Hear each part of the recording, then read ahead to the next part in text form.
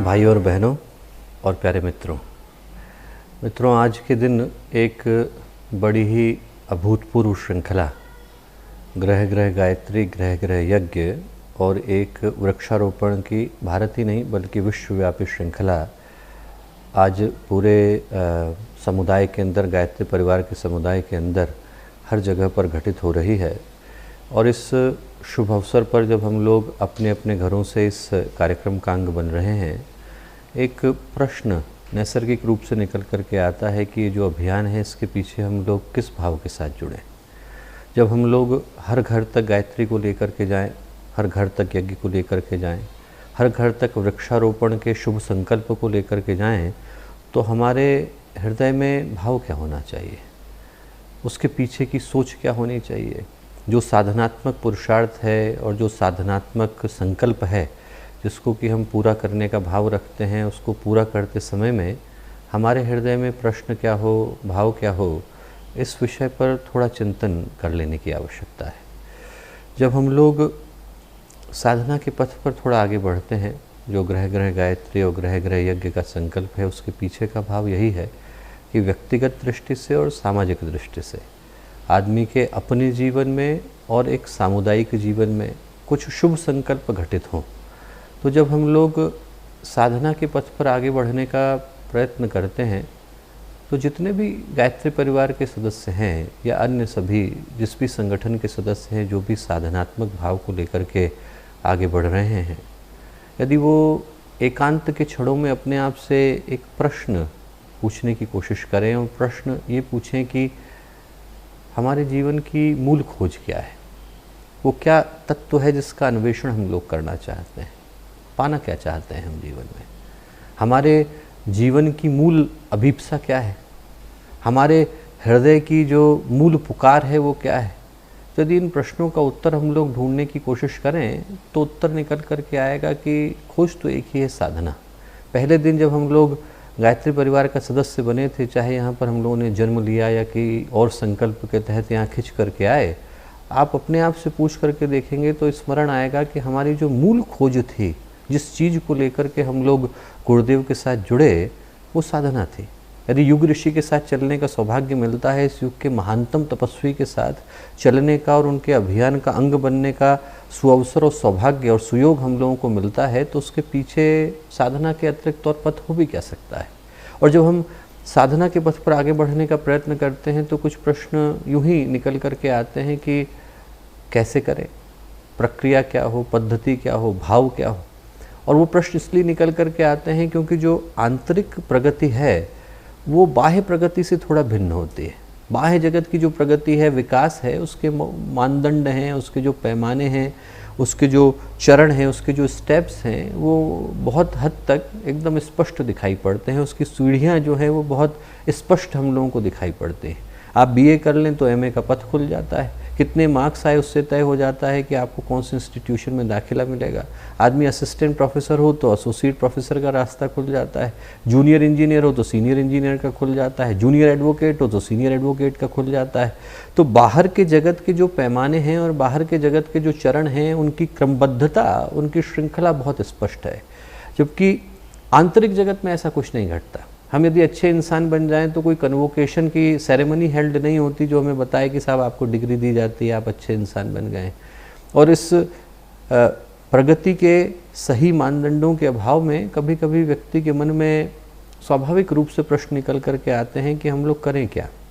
यदि प्रगति स्पष्ट रूप से दिखाई नहीं पड़ रही है तो कईयों को लगता है कि क्या हम साधना बदलें, मंत्र बदलें, मंत्र को पढ़ने का तरीका बदलें, पद्धति बदलें, पूजा का आसन बदलें या गायत्री माता की मूर्ति बदलें।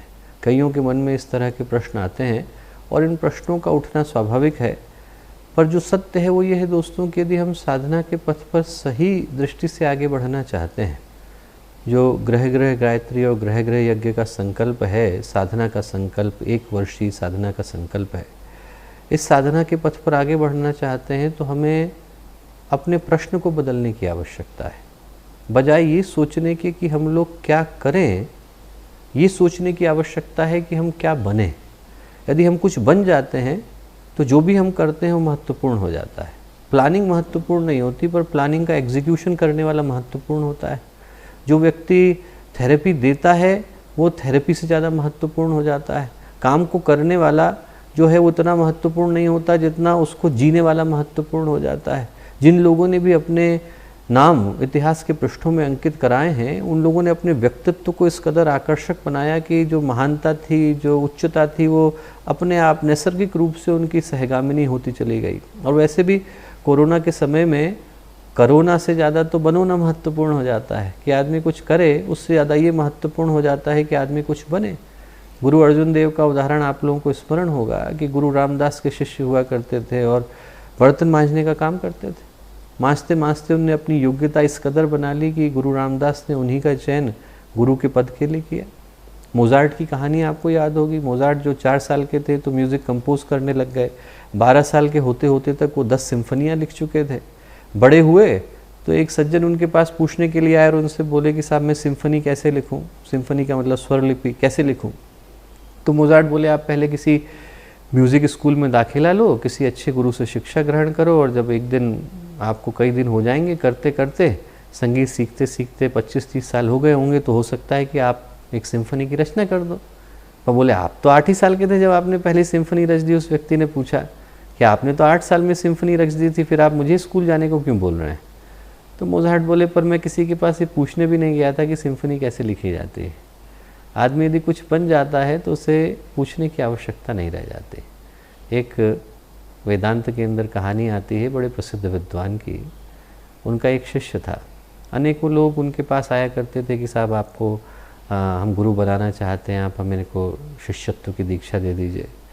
पर उनने चुन करके उस व्यक्ति को अपना उत्तराधिकारी बनाया जो उनके घर में झाड़ू लगाया करता था। उसको भी बड़ा आश्चर्य हुआ और अनेकों लोगों को आश्चर्य हुआ कि साहब इतने पढ़े लिखे विद्वानों को छोड़ करके इनने एक झाड़ू लगाने वाले को चुना।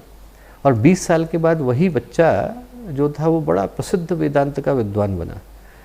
तो अपने गुरु के पास वो गए और उनने पूछा कि आपने मेरे अंदर ऐसा देखा क्या था आज से 20 साल पहले कि आपने इतनी महत्वपूर्ण जिम्मेवारी मुझे दी। तो उनके गुरु जो थे उनने उनको एक हीरा निकाल करके दिया और उससे कहा कि ऐसा करना बेटा कि तू 4 जगह पर इसका मूल्य पूछ करके आ। सब्जी वाले से पूछ करके आ, लोहार के पास पूछ करके आ, और बोले कि एक कपड़े बेचने वाले के पास पूछ करके आ और जौहरी के पास पूछ करके आ। गए वो पूछ करके आए। उन्होंने कहा क्या बताया। बोले साहब सब्जी बेचने वाले ने कहा 5 रुपये दूंगा, लोहार ने कहा कि 50 रुपये दूंगा, कपड़े बेचने वाले ने कहा 100 रुपये दूंगा। और बोले जौहरी क्या बोला। बोले जौहरी ये बोला कि अपनी दुकान बेच दूँ तब भी इसको ख़रीद नहीं सकता हूँ। तो उनके गुरु बोले कि हीरे की कीमत जौहरी ही जानता है और कोई नहीं जानता। तो साधना का उद्देश्य यही है दोस्तों, यदि हम हीरा बन जाते हैं तो जौहरी हमें ढूंढ ही लेता है। यदि हम अपनी पात्रता बढ़ा लेते हैं तो गुरु हमें ढूंढ ही लेते हैं।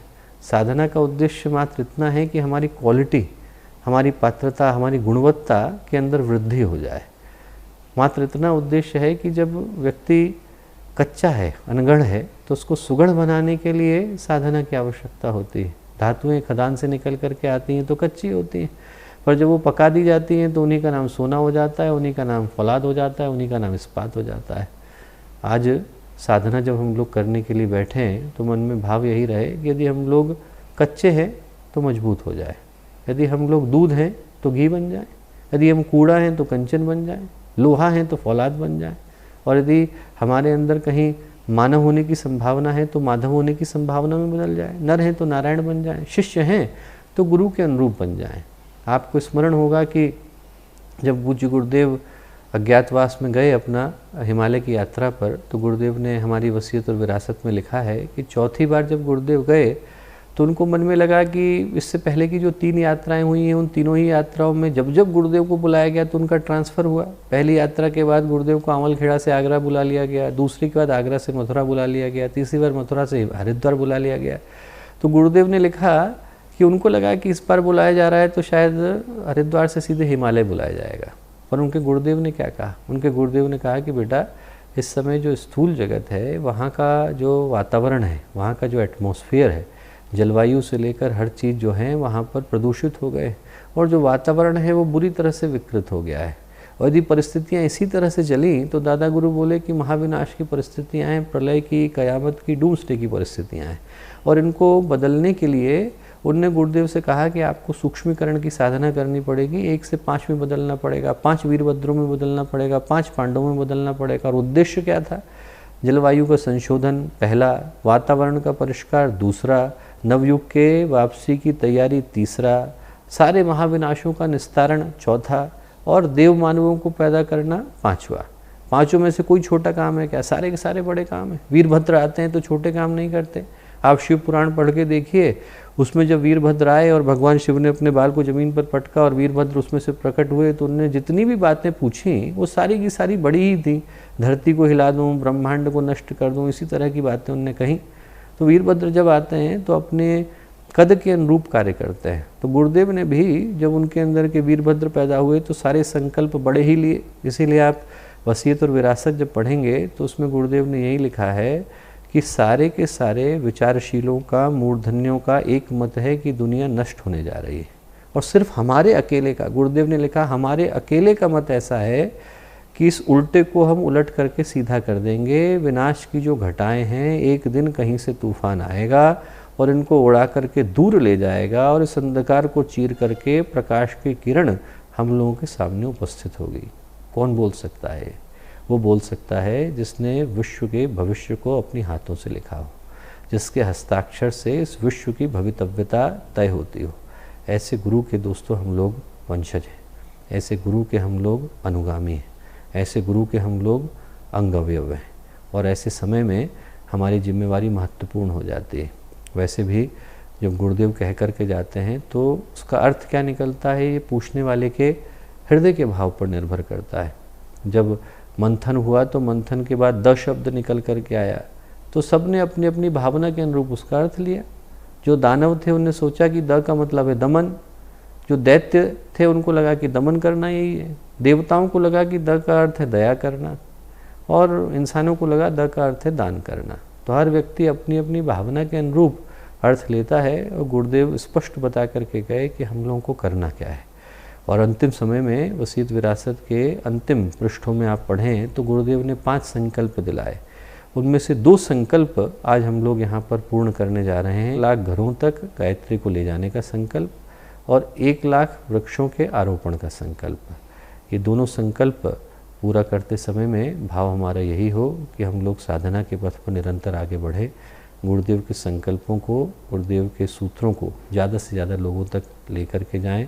हर घर के अंदर माँ गायत्री की स्थापना हो, उन शिक्षाओं का अभ्युदय हो जिन शिक्षाओं संकल्पों के लिए परम पूज्य गुरुदेव ने, परम वंदनीय माता जी ने अपने जीवन को आहूत किया और हम लोगों को जिम्मेवारी सौंपी ताकि हम उनकी बातों को आगे बढ़ा सकें। सितंबर 1986 के अखंड ज्योति में गुरुदेव ने यही लिखा है कि हर बाप यही चाहता है कि उनका बेटा उनसे ज़्यादा काबिल बने, हर माँ यही चाहती है कि उसकी बेटी उससे ज़्यादा सुखी हो। और गुरुदेव बोले हम भी यही चाहते हैं, हम भी यही चाहते हैं कि हमारे बच्चे जो हैं वो महामानवों की तरह से अपने नाम को रोशन करें और इतिहास के पृष्ठों पर अपना नाम अंकित करके जाए। वो सौभाग्य हम लोगों को मिले, हम गुरुदेव के विचारों को जन जन तक पहुंचाने का माध्यम, कारण, निमित्त बन सकें। ऐसी हम लोगों के हृदय में भावना जन्म ले। यही शुभकामनाएं हैं, यही मंगल कामनाएं। हमारे YouTube चैनल शांति कुंज वीडियो गायत्री परिवार को सब्सक्राइब करें एवं बेल आइकन जरूर दबाएं ताकि गायत्री परिवार की विभिन्न गतिविधियों की जानकारी आपको मिलती रहे।